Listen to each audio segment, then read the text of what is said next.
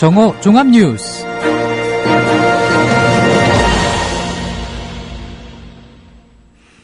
(11월 27일) 국민라디오 정오 종합뉴스입니다. 먼저 오늘의 주요 뉴스입니다.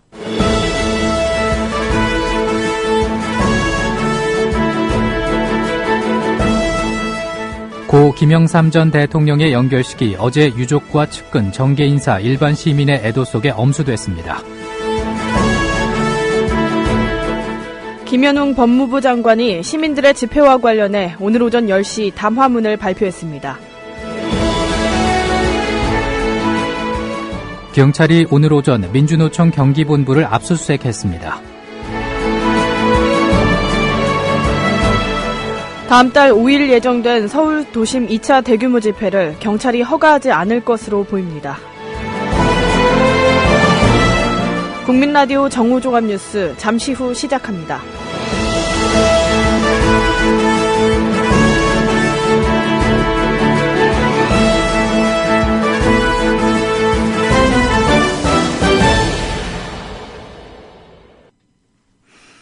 고 김영삼 전 대통령의 연결식이 어제 유족과 측근, 정계 인사, 일반 시민의 애도 속에 엄수됐습니다. 대통령님은 평생 동안 우리나라의 민주화를 위해 헌신하셨습니다. 대도 무문의 정치 철학과 민주주의에 대한 확고한 신념으로 우리 국민과 더불어 민주화의 길을 걸으셨습니다. 민주주의와 민권을 위해 모든 것을 남김없이 바치신 희생과 헌신의 삶을 사셨습니다. 동지들이 자신들의 자리에서 이 나라의 정치를 바로 세우고 님께서 영원하시던 상생과 통합, 화해와 통일, 그 나라를 반드시 실현해낼 것이라고 저는 확신합니다. 한편 건강상의 이유로 불참할 것으로 알려졌던 박근혜 대통령은 연결식에는 불참하고 김 전 대통령의 빈소만 찾았습니다. 남북이 다음 달 11일 개성공단에서 제1차 당국회담을 개최하기로 했습니다. 남북 대표단은 북측 판문점 통일각에서 어제 낮부터 11시간 동안 실무 접촉을 벌인 끝에 이같이 합의했습니다. 실무 접촉에서 북측은 금강산 관광 재개를 주요 의제로 내세우다 결국 주요 남북 현안을 모두 회담 테이블에 올리자는 우리 측 의견에 동의한 것으로 전해졌습니다. 남북은 앞으로 당국회담 개최를 위한 실무적 문제들은 판문점 연락사무소를 통해 협의할 방침입니다. 여야는 오는 30일 국회 본회의를 열어 한중 FTA 비준 동의안을 처리하기로 잠정 합의했습니다. 새누리당 원유철 원내대표와 김정훈 정책위의장, 새정치민주연합 이종걸 원내대표와 최재천 정책위의장, 최경환 경제부총리는 오늘 오전 서울 강남의 호텔에서 만나 이같이 합의했습니다. 여야는 오는 30일 오후 2시 본회의 전인 오전에 한중 FTA 여야정 협의체를 여는 데 이어 외교통일위 전체 회의를 개최해 비준 동의안을 심의하기로 했습니다. 여야는 다음 달 1일과 2일 오후에도 국회 본회의를 열어 현안 법안을 처리한다는 기존 합의도 재확인했습니다. 김현웅 법무부 장관이 오늘 오전 10시 담화문을 발표했습니다. 담화문 일부를 들어보시겠습니다. 대한민국은 법치국가입니다. 우리나라의 존속과 번영을 위해서는 무엇보다도 법이 존중되고 지켜져야 합니다. 성별과 세대를 넘어 이념적 성향을 떠나서 어떤 국민도 폭력적인 집회 시위를 원하지 않습니다. 앞으로 정부는 어떠한 희생을 치르더라도 반드시 그동안의 잘못된 관행을 단호히 끊어낼 것입니다. 얼굴을 가려 처벌을 면하고자 하는 생각도 버려야 합니다. 합법적이고 평화적인 집회를 할 생각이라면 얼굴을 가릴 이유가 전혀 없습니다. 특히 집회 현장에서 복면 등으로 얼굴을 가리고 폭력을 행사한 자에 대해서는 법안이 통과되기 전이라도 이 시각 이후부터 양형 기준을 대폭 상향할 것입니다. 김 장관은 명백히 죄를 짓고도 일체의 법 집행을 거부한 채 종교시설로 숨어들어가 국민을 선동하고 불법을 도모하는 것은 법치 파괴의 전형이라고 말했습니다. 또 만약 은신해 있는 범죄자의 도피 행각을 돕거나 다른 불법 행위를 부추길 경우 끝까지 추적해 주범과 마찬가지로 책임을 묻겠다고도 했습니다. 또한 복면 착용 금지법과 관련해서 법안이 통과되기 전이라도 양형 기준을 대폭 상향하겠다고 강조했습니다.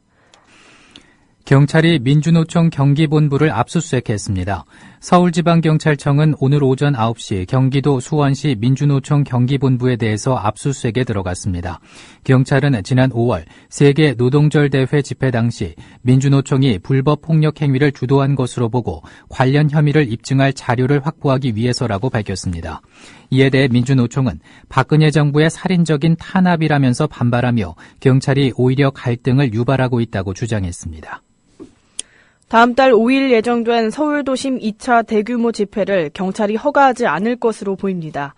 경찰청 고위 관계자는 어제 전농 측이 다음 달 5일 서울광장에서 10,000명 규모로 집회를 열겠다는 신청서를 서울 남대문 경찰서에 낸 것과 관련해 허가하지 않을 가능성이 크다고 밝혔습니다. 내일 오후 1시가 통보 시한이며 경찰은 이르면 오늘 저녁, 늦어도 내일 오전 중 불허 방침을 내놓을 예정입니다. 철도 비리 사건으로 재판에 넘겨진 새누리당 조현용 의원이 실형이 확정돼 의원직을 상실했습니다. 대법원은 조 의원의 상고심에서 징역 5년을 선고한 원심을 확정했습니다. 조 의원은 한국철도시설공단 이사장에서 퇴임한 직후인 2011년 12월 철도 부품업체 S사로부터 1억 원을 받은 것을 비롯해 국회의원에 당선된 이후 2012년 11월과 재작년 7월 두 차례에 걸쳐 각각 3천만 원을 받은 혐의로 기소됐습니다. 조 의원과 함께 철도 비리 사건으로 기소된 새누리당 송광호 전 의원도 지난 12일 징역 4년이 확정돼 의원직을 잃었습니다. 대법원은 기자들에게 돈봉투를 돌린 혐의로 기소된 김맹곤 경남 김해시장에게 징역 6개월에 집행유예 2년을 선고한 원심을 확정했습니다. 김 시장은 벌금 100만 원 이상의 형이 확정되면 시장직을 잃게 되는 공직선거법 규정에 따라 시장직을 상실했습니다. 김 시장은 지방선거를 앞둔 지난해 5월 선거사무소를 찾아온 기자들에게 재선되면 언론사를 지원할 테니 도와달라는 등의 말과 함께 210만 원을 건넨 혐의로 기소됐습니다. 김 시장은 지난 17대 국회의원 시절에도 공직선거법 위반 혐의로 벌금 300만 원이 확정돼 의원직을 잃기도 했습니다. 서울 남부지법 형사 12부는 땅콩 회항으로 수감된 조현아 전 대한항공 부사장의 편의를 알선하고 이권을 챙긴 혐의로 기소된 염모 씨에게 징역 1년 2개월을 선고했습니다. 염 씨는 올해 2월 한진그룹 서모 대표에게 먼저 전화해 지인을 통해 구치소에 조 전 부사장의 편의를 부탁하겠다고 제안했고 그 대가로 7월 한진 렌터카 차량 300여 대에 대한 사업권 수의 계약을 따낸 혐의로 기소됐습니다. 재판부는 의사면담이나 외부 접견 편의를 위해서 구체적인 청탁을 한 정황이 발견돼 교정 공무원의 직무집행 공정성을 훼손한 사회적 해악이 크다며 집행유예 기간에 동종 범죄를 저질러 실형이 불가피하다고 양형 이유를 밝혔습니다. 전두환 전 대통령의 조카 조일천 씨가 사기 혐의로 기소돼 항소심에서도 실형을 선고받았습니다. 서울중앙지법 형사항소 1부는 사기 혐의로 기소된 조 씨에게 각 징역 1년과 징역 1년 6개월을 선고한 원심을 깨고 징역 2년을 선고했습니다. 조 씨는 지난 2010년 11월부터 2013년 4월까지 상당한 재력이 있는 것처럼 과시해 피해자 A모 씨를 속여 총 19차례에 걸쳐 2억 9,600여만 원을 가로챈 혐의로 기소됐습니다. 국내 스마트폰 제조사 펜텍이 15개월 만에 법정 관리에서 벗어났습니다. 서울중앙지방법원 파산 3부는 펜텍의 기업회생 절차를 종결했다고 밝혔습니다. 재판부는 회생 계획에 따라 신설된 주식회사 펜텍이 기존 회사 주요 영업 자산과 인력, 상호 인수를 완료함에 따라서 분할 신설회사 회생 절차를 종결하게 됐다고 설명했습니다.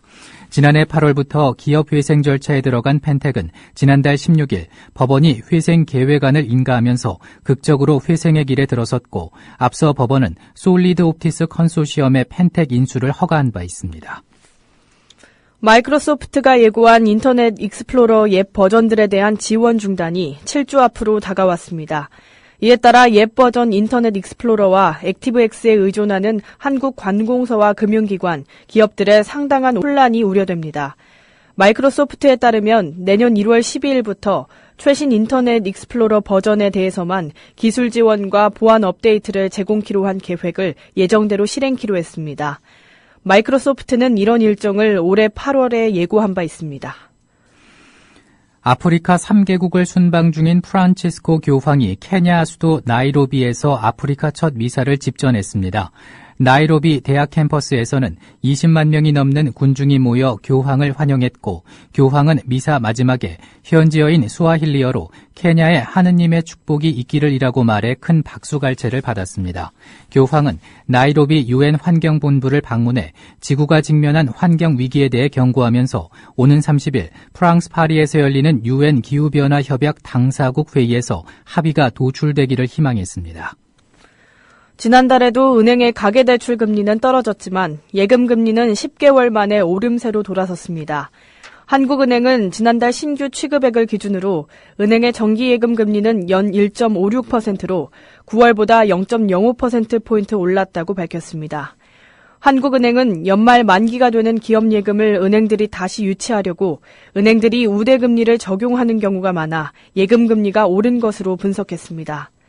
반면 은행의 가계대출 금리는 9월보다 0.05%포인트 떨어진 3.06%를 기록해 사상 최저치를 경신했습니다.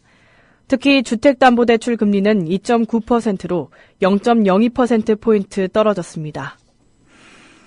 프랑스 남부 지역에서 조류 인플루엔자가 발생한 것과 관련해 농림축산식품부는 프랑스산 가금육과 식용란의 수입을 금지했습니다.